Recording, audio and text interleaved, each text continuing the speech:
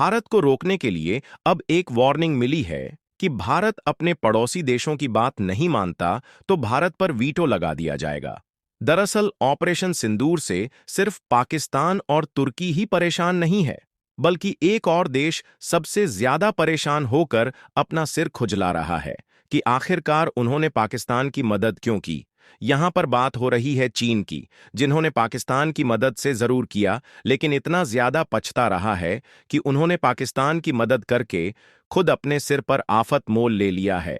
लेकिन अब यह पछताने लायक भी नहीं बचा है, क्योंकि भारत के हाथ उनकी वह दुखती नस लगी जिसको अगर भारत कसकर दबा दिए तो चिल्लाते चिल्लाते चीन की जान भी निकल सकती है। दरअसल ऑपरेशन सिंदूर के समय भारत के हाथ चीन का हवाई ब्रह्मास्त्र PL-15 मिसाइल लग चुकी है, जिसे पाकिस्तान के फाइटर जेट JF-17 से भारत के फाइटर जेट सुखोई को मार गिराने के लिए फायर की गई थी।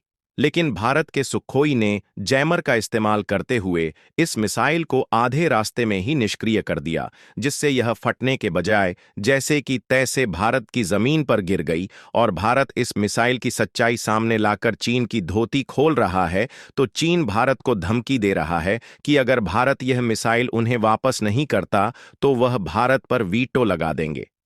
पूरी डेवलपमेंट क्या है इस वीडियो में समझते हैं, लेकिन आगे बढ़ने से पहले इस वीडियो को एक लाइक करके चैनल को सब्सक्राइब जरूर कर लीजिए, क्योंकि आपके लिए तो 1 सेकंड का काम है, लेकिन इससे हमारी काफी बड़ी मदद होती है।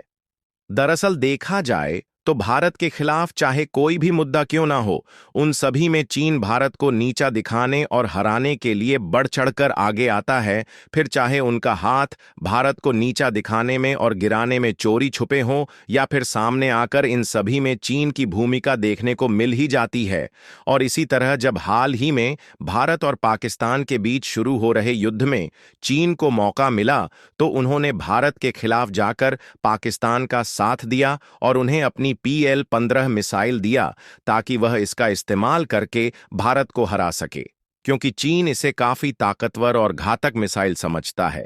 लेकिन इस बार भारत ने चीन की ऐसी दुखती नस को हाथ में पकड़ लिया, जिससे आगे चलकर जब भारत के खिलाफ चीन को जाना होगा तो वह 3 बार सोचेगा और फिर पीछे हट जाएगा। क्योंकि आप सभी को पता है कि भारत पाकिस्तान युद्ध के दौरान भारत के हाथ चीन का हवाई ब्रह्मास्त्र यानी PL-15 मिसाइल लगी है, जिसे पाकिस्तान ने JF-7 विमान से भारतीय फाइटर जेट सुखोई को मार गिराने के लिए फायर किया था।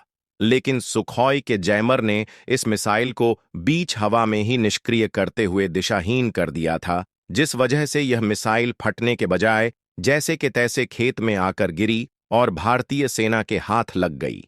अभी जो आप स्क्रीन पर तस्वीर देख रहे हैं, हम इसी मिसाइल की बात कर रहे हैं, जिसे इंडियन आर्मी के जवान लोगों को शोकेस कर रहे हैं। अब चीन को गम इस बात का नहीं है कि भारत इस मिसाइल को अपनी जनता को दिखा रहा है, बल्कि चीन को गुस्सा आने की असली वजह यह है कि आप देख सकते हैं कि न्यूज में क्या लिखा है। तो न्यूज के मुताबिक भारतीय वैज्ञानिकों ने चीन की PL-15 मिसाइल पर रिवर्स इंजीनियरिंग शुरू कर दी है, जिसके तहत इस मिसाइल का एक एक पुर्जा अलग किया जा रहा है। दरअसल रिवर्स इंजीनियरिंग एक ऐसी प्रक्रिया है जिसमें किसी भी उत्पाद, उपकरण या तकनीक जैसे कि हथियार, मशीन या सॉफ्टवेयर को बिना निर्माण किए उसके डिजाइन, संरचना या वर्किंग सिस्टम को समझने के लिए अध्ययन किया जाता है।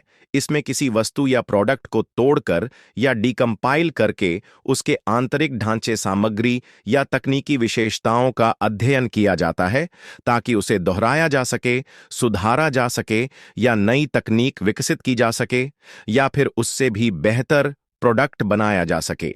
आसान भाषा में कहें तो भारत के साइंटिस्ट PL-15 मिसाइल पर रिवर्स इंजीनियरिंग करके इस सीरीज की जितनी भी मिसाइलें हैं उनकी काट निकालना चाहते हैं, ताकि चीन की BVR यानी कि बियॉन्ड विजुअल्स रेंज मिसाइल को डॉग फाइट के दौरान नाकाम किया जा सके। और यही बात रहकर चीन को सुई की तरह चुभ रही है।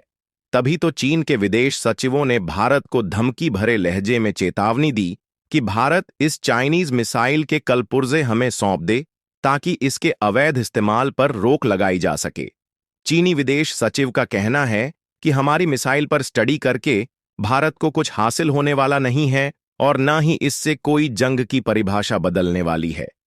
यह एक नॉर्मल कन्वेंशनल मिसाइल है जिसके पाकिस्तान द्वारा गलत इस्तेमाल पर हम खेद जताते हैं।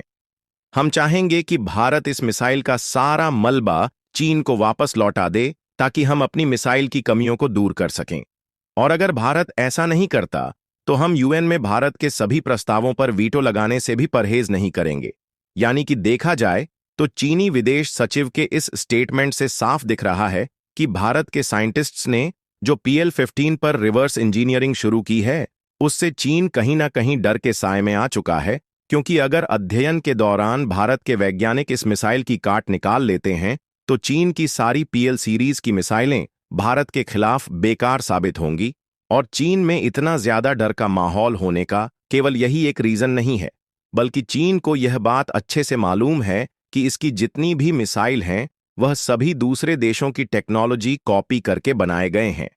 अगर ऐसे में भारत चीन की धोती खोलना है तो उनकी सच्चाई सबके सामने आ जाएगी और चीन की इस मिसाइल की जानकारी लेने के लिए दुनिया कितनी इच्छुक है, इसकी जानकारी का अंदाजा आप इसी रिपोर्ट को देखकर लगा सकते हैं। जापान से लेकर फ्रांस तक कई देशों में और मची हुई है और वह कह रही है कि हमें भी इस चीनी मिसाइल का मलबा चाहिए। यानी कि भारत में चीन की जो धोती खोलने का काम किया है, इससे जापान और हाँ जैसे हाई टेक्नोलॉजी वाले देश इस मिसाइल के मलबे के बदले एक मोटा मोटा पैसा भी भारत को ऑफर कर सकते हैं। इसलिए चीन वीटो की धमकी देकर इस मिसाइल के कलपुर्जे वापस लेना चाहता है। फिलहाल जब बात मिसाइलों की हो ही रही है तो आप लोगों को एक और खुशखबरी देते चले।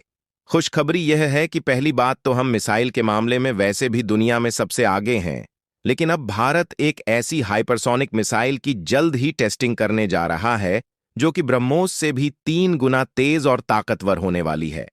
विष्णु के तहत अगली पीढ़ी की क्रूज मिसाइल का परीक्षण करने की तैयारी कर रहा है, जिसकी स्पीड 8 मैक यानी कि 11,000 किलोमीटर प्रति घंटा रहने वाली है, जो कि ब्रह्मोस से 3 गुना है।